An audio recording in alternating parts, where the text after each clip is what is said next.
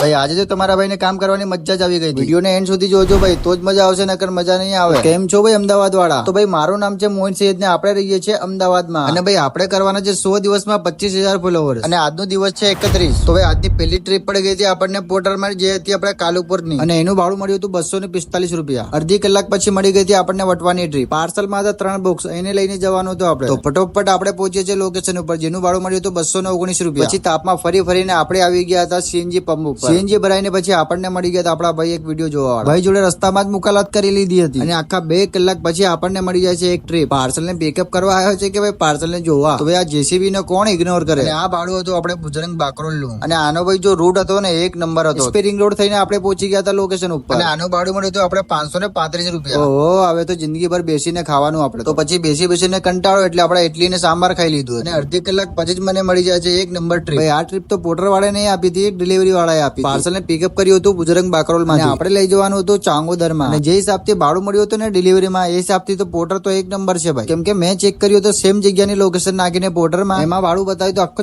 600 રૂપિયા ભાડું બતાવ્યું હતું એમાં પોર્ટર. અને ડિલિવરી વાળાએ કેટલું ભાડું આપ્યું તો બતાવીશું. શાંતિ રાખો જરા, સબર કરો, રોકો જરા. પછી ભાઈ આપણે પહોંચી ગયા હતા લોકેશન ઉપર. આનું ભાડું મળ્યું તો 570 રૂપિયા. ભાઈ વિડીયો સારું લાગે ને તો ફોલો કરતા જજો. પછી એમને એમ તો ના થાય રેખા. એડો ભાઈ મળીએ નેક્સ્ટ વ્લોગમાં.